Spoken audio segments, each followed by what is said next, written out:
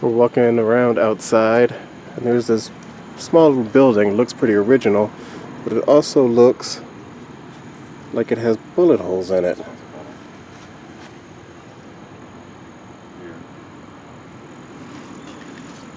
You can see all the cracking and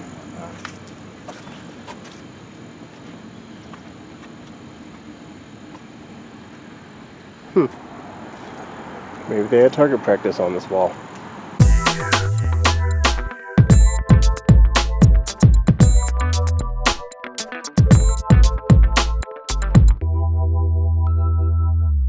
Alright, now we are at the New Orleans National Guard Museum. Let's check this out. A medical helicopter here. It's got the blades on that guy. This is a Huey, as it's called. This helicopter was in use until 2009, and in 2005 it did rescue people during Hurricane Katrina.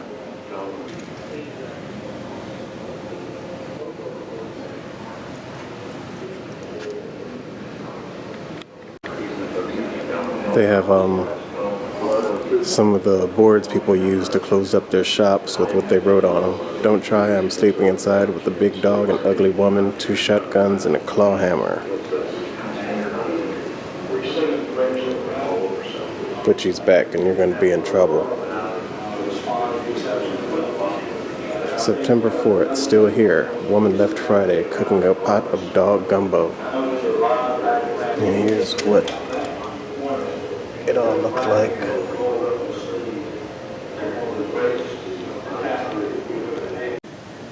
Moving on, you have this odd looking little tank from World War I. It was built by Renault. I don't know, you might remember the Le Car, but it's the same company. Here we have a staff car. It's a Cadillac Model 55, Type 55 staff car. 1917. It has wooden seats in it, for Pete's sake. Cadillacs come a long way. They have some pretty cool stuff in this place, including missiles, rockets. This is a light tank. It's even on like a dolly. Nose of a plane.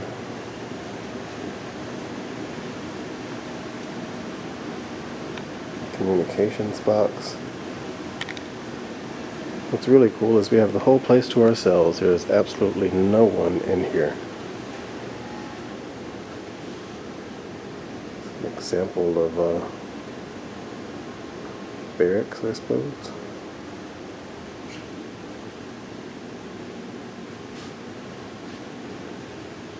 Notice the military corners on the bed. Gun rack.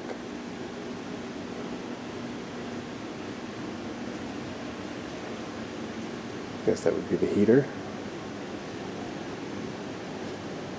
And gotta have a picture of your loved ones so you can write them letters and things. It's an aircraft gun pod in use from 79 to 85.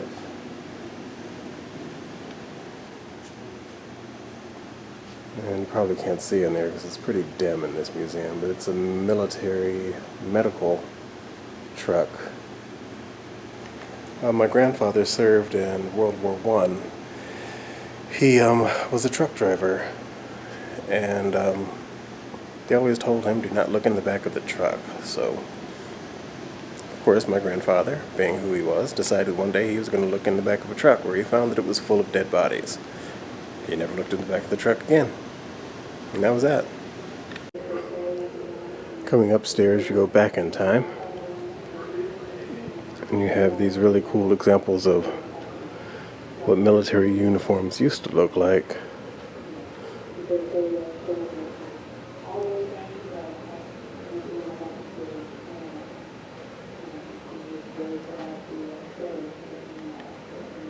That's a pretty awesome hat. This 28-star flag was flown by Louisiana's 4th Regiment, commanded by General Horatio Davis. It was also known as the Montezuma Regiment. The Mexican-American War, 1846 to 1848. This is Cathay Williams. She was born a slave and was pressed into service as a cook and laundress with the Union Army. In 1866, she enlisted with the 38th U.S. Colored Infantry as William Cathay and served for 2 years before her female identity was discovered. It was around 1861. This is Lois Christensen, who in 1985 became the Louisiana National Guard's first female aviator. Sisters doing it for themselves. This is a picture of Jackson Barracks during Katrina. Apparently I was wrong. Hurricane Katrina damaged or destroyed 100% of Jackson Barracks. What followed was the largest scale redesign and reconstruction in the post's history. The 25th Infantry Regiment was formed at Jackson Barracks in 1869. It was one of the 4 African-American U.S. Army units that became known as the Buffalo Soldiers. Got a lot of vehicles out here too. You can see this cool plane right behind me. Another plane, oh, other way, back there.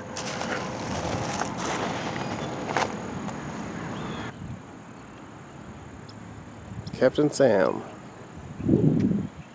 right next to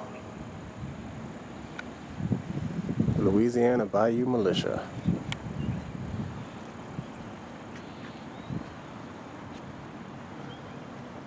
Fun fact, the Jackson Barracks construction was completed in 1836. It is a pretty expansive campus. Got a bunch of tanks out here as well.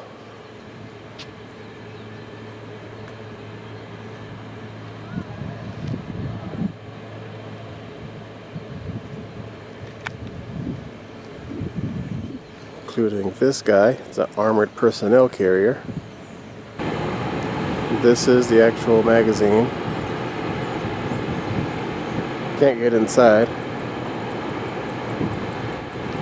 But it's got a lot of cool graffiti carved into the bricks that's pretty old, at least by American standards, early 1800s, mid 1800s. The Post magazine, constructed 1837 by the Department of the Quartermaster, U.S. Army, provided storage for munitions for New Orleans barracks and Mississippi River forts. Restored in 1976-97 for use as Louisiana Military History and State Weapons Museum. Some pretty serious iron gates.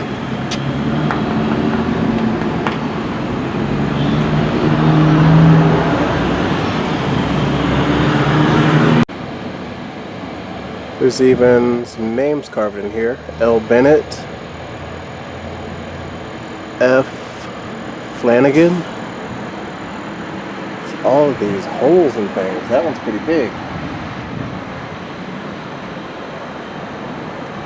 W. Archer. I don't see any years, so I can't. Oh, wait. Oh, wow. I don't know if I'm going to pick this up, but it says CO, I think, 1879. Be sure to like and subscribe at Sights for Sore Eyes.